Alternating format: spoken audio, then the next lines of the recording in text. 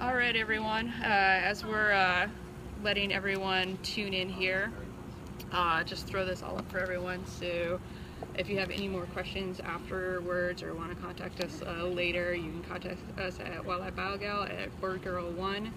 And if you want to be able to watch the broadcast later, go to wildlifebiogal.com to be able to get all the links to Periscope, YouTube, SoundCloud, because I'll be also putting them up on those formats. So we're... According to my phone, we're live. Oh, great. Yep, so it seems to be working.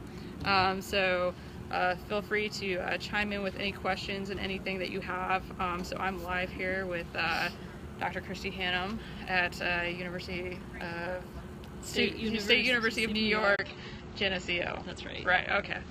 It's already been a long day, but it's an exciting, fun day, so which is always the best days.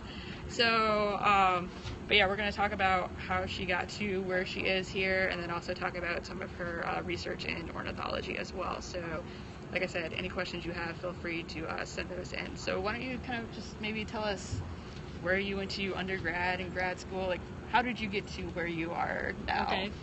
So I did my undergrad at the University of Notre Dame, and my undergraduate research started out in aquatic ecology, because there's a big focus, or at least, yeah, I guess there still is a big focus on aquatic ecology there.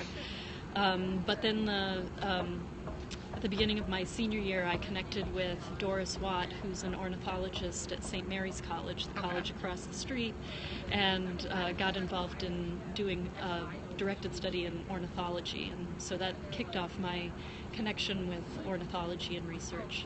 After that, I went to graduate school at the University of Pittsburgh. Bill Searcy was my advisor, and about halfway through my time in grad school, he took a job at the University of Miami, and so I moved with him to Miami to finish up grad school there, and so I graduated with my PhD from Miami in 1998. And after that, I did a postdoc in Nevada, working with shorebirds for a couple of years. Did some teaching while I was a postdoc, and because most of my research had been in behavior, and because the funding for behavior research is so tight, I really didn't want my career to be dependent on getting those NSF grants. And I really enjoyed working with students and teaching students, so that's what caused me to apply to places like SUNY Geneseo. So that's sort of how I ended up here after Nevada, and I've been here, I'm in my 15th year here. We're a primarily undergraduate institution, and there's only two programs on campus that have graduate students, and the biology program is not one of them. So that means no graduate students to help with grading in classes, and also no graduate students to help with research. So all of my research colleagues really are the undergraduate students that are working with me. So how do you feel that undergraduates, how is that process with getting them involved with research? Because, a lot of times most research is done by grad students at other institutions. So do you feel like they're able to do good quality research? Is it maybe just a longer time period to get them up to speed, or do you think they can still do quality work?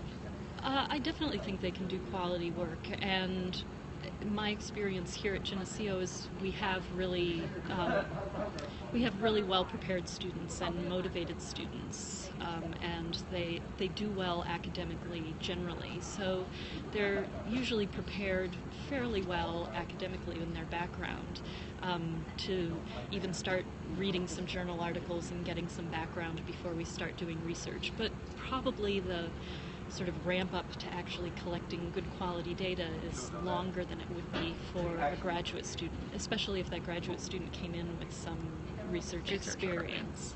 So, the way my colleagues and I all recruit and sort of mold our undergraduate researchers in different ways, but I usually require students to do a semester of directed study readings with me before they really get into collecting data on a project, so that they have a good background.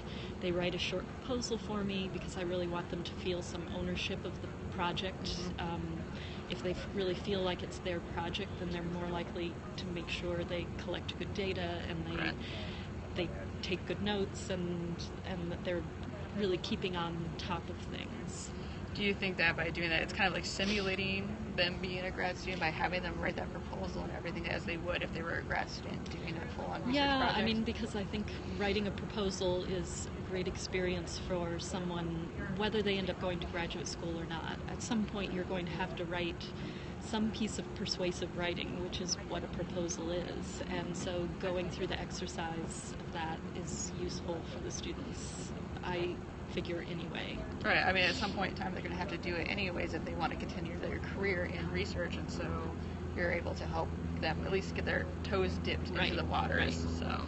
And our institution has some small grants that are available just to undergraduates who are doing research, and they have to write a proposal for that. So depending on how well formed their proposal is when they do it for me, then we can look at applying for a small grant for a little bit of equipment or some mileage reimbursement or something like that for a project that they're working on. How much do you feel like the students here are keen to get involved with research? Do they understand like the benefits of it now during their undergrad process, or do you feel like maybe there's not that drive to do it? No, actually, the students here are all, I would say, generally very interested in getting involved in research. Now, a lot of our students are pre-med or pre-health intentions, and medical schools look favorably on students who have some research experience. I tend to draw students, because I'm working with animals rather than human cells or something, students who might be interested in going to vet school, and also students who are interested in going on to graduate school. But we sort of get all sorts of backgrounds, but they all, or most of them, have gotten the message that undergraduate research is a really great experience, something good to have on your resume or CV, and a good experience going forward. So there are actually more students who are interested in doing research with us than we have opportunities available to them.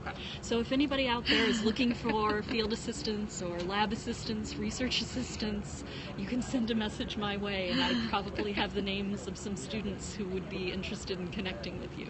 Yeah, that's a great idea. I mean, you guys are around a number of universities that are fairly close by, so it's close enough that they could drive to and help out with other projects. So. Right.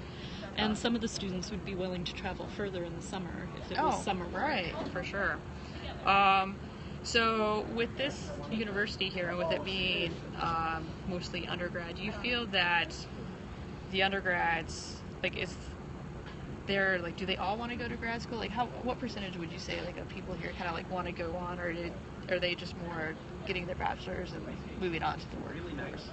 No, actually, most of our students, I would say, if you asked in our freshman class what students come here with what their intentions are, probably 80 to 90% of them would tell you they're going to go to med school. Now, of course, not all of them end up going to med school, but and through the courses they take, students change their minds, either because they don't perform well in courses or because they find something that they're really interested and passionate about.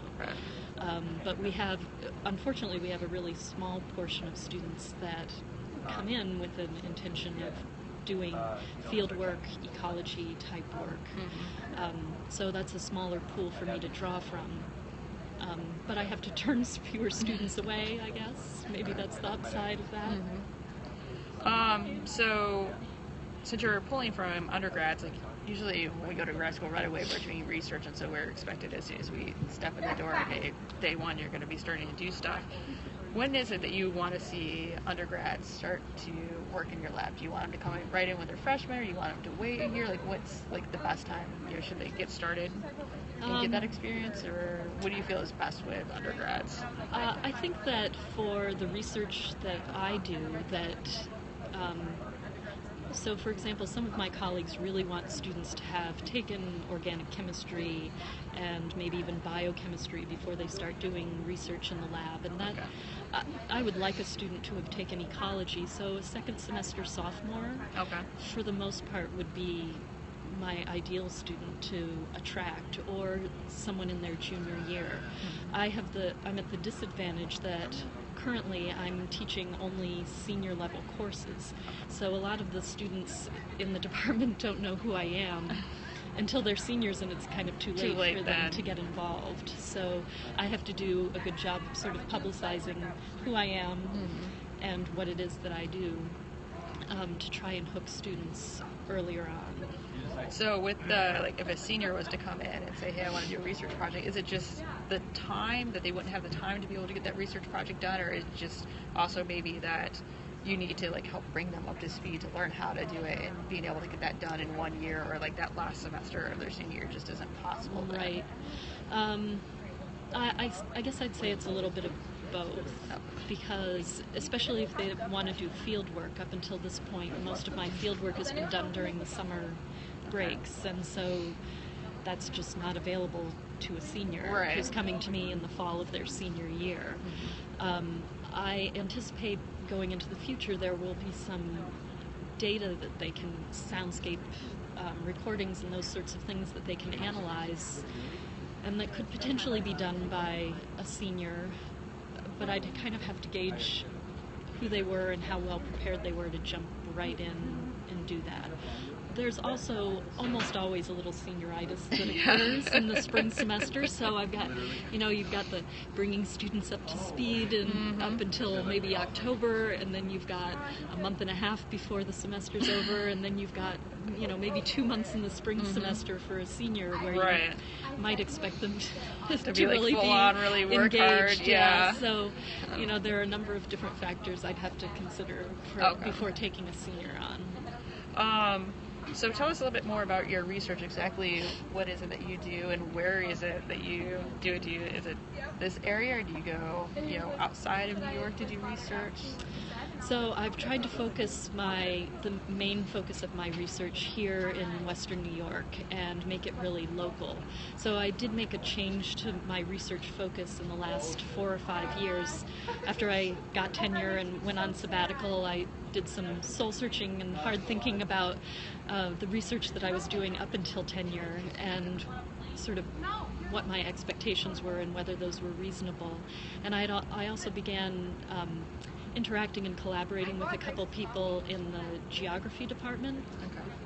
So I started to think, we started to mull about some projects. So one of those is the development of an eco-atlas, which was basically an online regional atlas focusing on the Geneseo River region, where we would be able to sort of put data that's collected into GIS layers, so that people can sort of examine spatial relationships among all sorts of different factors, and with the idea that lots of different people could sort of plug their research into this atlas. And so and I was working on a class with another geography professor, got me really thinking about sort of spatial things spatially in a way that I hadn't thought about it before. And so that, together with my interest in focusing a little bit more on communication behavior and vocalizations. I work primarily with birds. I started thinking about the research that was coming out initially primarily out of Europe, looking at the effects of anthropogenic noise on communication behavior in birds, and thinking that this would be something really interesting to do in this region, because we have sort of natural transect from a rural area where the college is located here up through an urban area in Rochester, and be able to look at how different species are responding to that anthropogenic noise across that transect, and then also look more broadly at sort of soundscapes across that transect, and see if we could use those soundscapes as a way of assessing biodiversity sort of in general across the region. So I've had students working on on sort of both of those things. I had one student who graduated a couple years ago looking at a handful of local species and how their songs responded to anthropogenic noise, and I presented some of her work at NAOC this summer. Okay. And then another one of my current students is looking at soundscapes in forest plots around the region to see if the diversity in sounds there reflects the biodiversity in those forest plots. And so anyway, he's still working on analyzing that data, but he presented some of it at NAOC this summer, and will be presenting at a regional conference in the spring semester as well. Right. So, as you guys can tell, we're currently outside here, and it's the middle of November in New York, which we probably really shouldn't be. It normally should not be this warm. No, so this is an unnaturally warm afternoon that we decided to take advantage of, which is a little frightening, considering what we know about climate change. And so, like, I'm interested, is any of your work, have you looked at, some of the impacts that climate change might be having on the bird species around here? Have you noticed any impacts with what you've looked at, or? That hasn't really been a focus of my research, but actually, so one of my other new students is starting to look at I guess it's wrong to call them vocalizations, but insect acoustic communication, which is strongly controlled by temperature. So if you look at the trills that insects make in colder weather, it's slower. If the weather stays warmer longer, if we don't get a hard freeze, then they're going to be communicating for longer into the fall. So again, that's something that we've just started to examine and will be tracking going forward. So it's something that we could potentially examine. If you come back in 10 years and ask me, I might have an answer to that question.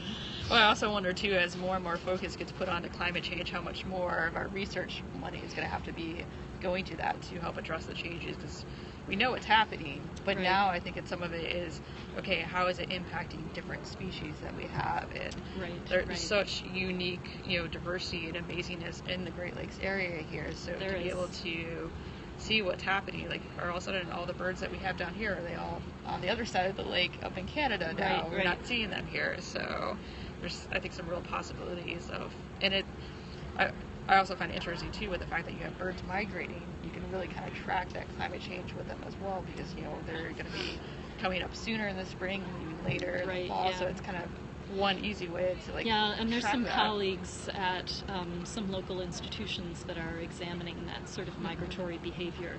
One of the longest running bird observatories, bird banding labs in the country is right outside of Rochester on Braddock Bay on the south side of Lake Ontario. And so they've been catching birds there for almost 40 years now and banding them. So they have a huge record there. It'd be interesting to know how that's impacting the vocalizations. Are their breeding seasons becoming longer or shorter? And can you tell that, like, by the vocalization? So I mean, there's so many, like, cool possibilities of what you could study with that. So, and I'm hoping that as we go back repeatedly to the same places to make soundscape recordings year after year, that's the sort of thing that we can track. But unfortunately, we've been doing that for such a short period of time, really just about 4 years now, that I don't imagine, I haven't looked for a signal, but I don't imagine there's a signal in there right now. Yeah, you don't have that long enough data set yet to be able to do it, but maybe 20 years down the road. Yeah, if only I'd been bright enough to think about this, setting this up 15 years ago. Right. So since you do soundscape stuff, have you thought about doing any sort of other types of remote sensing along with your research? I haven't really, although I've been watching your Twitter feed and your sort of fun with drones postings. So that's really, it is kind of intriguing, but I haven't really thought about how that would fit into my my work, and I don't think we could probably, drones are pretty noisy, so I don't think we could take acoustic recordings very well with them. But actually, at NAOC or NAOC, however you want to say, there was actually someone that presented there that was using a drone or UAS, however you want to say it, and they had a recorder hanging down off the bottom of it, far enough away that it kind of mitigated the noise of it, like so you wouldn't notice it, and then you're actually getting recordings of birds. That's super cool. So yeah, that's a possibility right there for you. And then, the other thing too is maybe you're able to reach areas that might be hard to hike into other stuff, or maybe, up towards the top of the trees where you might not be picking up that sound all the way down below, but maybe up above you could. Yeah, so. all of those warblers that we get warbling and trying to look up at, we could look down on them instead and listen down on them. Right. So what's the most unique bird that you've seen around here that might be something like, this was like a once-in-a-decade kind of thing that you saw around here? I'm really bad at these sorts of questions, remembering. I'm not much of a lister. I mean, I love to go out birding, but that's... Sorry, ornithology peeps. I can attest she did have her bird book and binoculars like right at the back door there, like you're ready to look out. Yes, it's next to the dining room table, so we're ready to go. Most unique that I've seen around here. Oh, golly. Oh, well, okay, all right, so my husband and I got married a couple of years ago on the 28th of December, the year when there was the big eruption of snowy owls around the Great Lakes. And so we clambered out onto this icy pier in Rochester that goes out into Lake Ontario so that we could get close enough to one of these snowy owls that was perched out there to get a photo of You got it? Yeah. Oh, I'm so jealous. Yeah, there was that snowy owl that was flying up towards that traffic camera in Montreal that was Twitter famous for a while earlier this year, and I was just, I seriously, I went onto Google Maps and figured out exactly where it was because I was so excited about it. They were amazing birds, and there were a number of them around the area here where you could go and reliably see them. Yeah, I'm coming back here. So you went to NAOC, what did you think of the conference? Having gone to other conferences and stuff, what did you think of the conference? Well, I have to tell you, I'm a natural introvert, so big conferences are, even after so many years, are a little overwhelming to me. So it was exciting, but also a little overwhelming. And it's always so difficult when you've got 8 or 12 different sessions going on at once to try and decide what it is that you want to go and pay some attention to. You're always going to miss something. Yes. Although this is the first conference that I live tweeted at and paid attention to the Twitter feeds. Scicommers, we got another one. And that was really interesting and useful to be able to see, what people were talking about in the other sessions, and to see outside of that published abstract, what the people in the audience thought were the most important points that were coming out of the different talks. So I really appreciated that. Did you feel like by doing that live tweeting that you were able to be more engaged? Because I've heard different people say sometimes they feel like they're more engaged because they're actually listening for those things that they're going to then repeat and tweet back out, and then other people feel like, well, I'm just searching for that one thing and I'm so absorbed that I'm not really picking up everything that someone is talking about. So how do you feel like your experience was with that? I guess the talks that I thought were going to be most directly connected with my research and my research interests, I actually took notes on a piece of notebook paper. And the other talks that I attended that I was just interested in were the ones that I was more likely to live tweet, because there were some talks that I really didn't want to miss. Right. No, I totally important understand. Things, and I'm not quite as fast as my thumbs with my thumbs as some other people are, so. Can't go a million miles an hour on it yet. No. We'll get you there. We'll get you there. Yeah, because sometimes I debate back and forth. As much as I love live tweeting, and I do it mostly, I think, to be able to share the amazing research that other people are doing. Right. And I like being able to have that kind of electronic note taking. Sometimes I do wonder, am I missing something as I'm live tweeting because I'm so focused on getting that next tweet versus getting the whole story. Right. And so I kind of go back and forth with that sometimes, but being a sci-commer, I tend to err on the side of let's live tweet because I want everyone who might not be able to be there to be able to experience it, or even someone they might be at the conference but maybe couldn't make that talk, so to be able to share that and help people get excitement over that one particular talk, and they're more likely to engage hopefully with that researcher later on and find out more. Yeah. So I don't know, I had fun here on campus last Friday live tweeting our department seminar, and I think I might try and do that a little more often, just to sort of show the world that we do have a little bit of science going on here, even at this small undergraduate institution.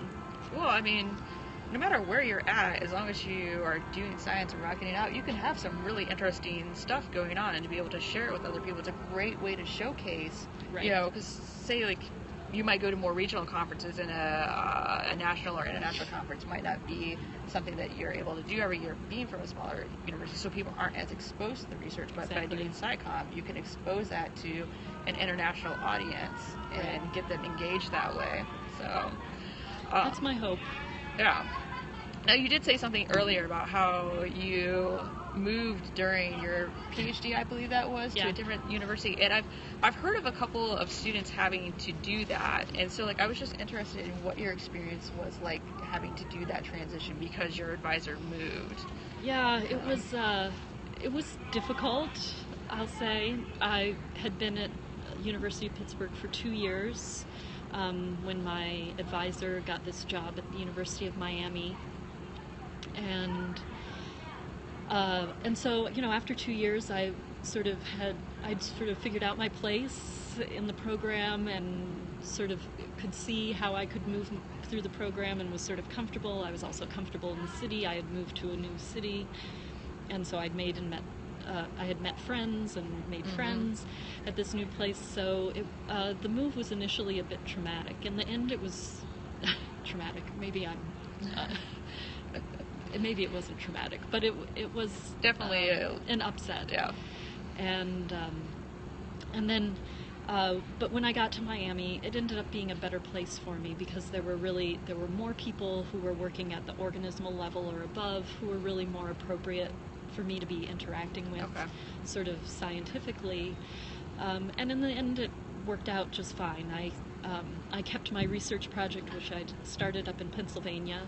So while all of the other graduate students in Miami were going off to exotic tropical places to do their research, I traveled with the snowbirds and would go back up to Pennsylvania in the summertime and do my research at the Pine Tuning Lab of Ecology in Pennsylvania, Western Pennsylvania, and then come back to Miami in the fall. Okay. Well, we're getting ready to wrap things up because we have a bunch of other things that we gotta go do today. On the schedule. Yes. So I'm gonna throw this back up here, and if you have any last-minute questions for Christy or myself, feel free to send it in here real quick. Otherwise, definitely feel free to contact us on Twitter at WildlifeBioGal or BirdGirl1, and then, like I said earlier, log into wildlifebiogal.com to be able to see this broadcast on Periscope, or also I'll be uploading it probably a couple days from now by the time I get back home up to YouTube, and then I'll also do the podcast on SoundCloud as well. But yeah, with that, like, I don't know if you've got any last little tidbits that you want to send out to everyone. Oh, well, I mean, hello from a small undergraduate institution. Just to say that, you know, we've got great undergraduate students who are going to be going on to graduate programs all over the country, and we've got some good science that's going on here. So keep your eye on those small places, because there can be some really interesting stuff happening here. All right, that's something very much to be said. Like I think I've been telling a lot of students lately, it's not always where it is you go and the size of it, it's what you make of it. Right. And you can have a really awesome experience at a smaller school just like you can at a larger school. It's what you are going to do going into that school. Like, if you're willing to put yourself out there and go meet a professor and say, hey, do you need assistance with research? I want to get involved with it. Right. Let me know what I need to do. So it's putting you at, willing to walk yourself out of that dorm room and go experience what that university has to offer, because even a smaller school has a lot to offer. Absolutely, So, yeah. And, maybe more hands-on connection with the professors than you might get at a bigger institution for an undergraduate who might need that right, when they're getting started. I would assume you have smaller class sizes here, so you get to know your students a little bit better, where at a larger institution, they may never know your name and might not even recognize your face at all, even if they've had you in multiple classes. So, yeah, that's something to really be said if you feel like you want more of that hands-on experience and being able to interact with the faculty. A smaller school might be the way Good to go. fit for you. Yeah. So with that, since I don't see any questions coming in, we're gonna sign off, and I'm gonna encourage you all to go see if you can go find a snowy owl where you are, because I'm really jealous that Kristy got to see one. So like, if you guys can let me know where some snowy owls are, you know, kind of tweet that in. I'm gonna go track them down, because you can't be the only one that's seen them. I want to go see them too. So next time they show up, I'll tweet it out. Yeah. You all can come and stay with me to see your snowy owl. Yep. So go find some snowy owls, and then tune in at 4 o'clock. Yeah, that's when I'm doing my talk. Right, yeah. I should probably actually remember when I'm giving my own talk. But yeah, 4 o'clock, tune back in. Kristy will be the person behind the camera, you know, as I give my seminar talks. So I'll be talking about mute swans and their impacts in the Great Lakes. So tune back in about an hour and a half from now, and we'll have some mute swan research for you live from SUNY Geneseo. So Geneseo. Geneseo, yeah. That's okay. Everyone has trouble with that. If I'm already having trouble now, that the talk later is going to be really interesting. So anyways, all right, you guys have a great afternoon, and tune back in for mute swans later on. So till then, have a good one. See you in the Twitterverse.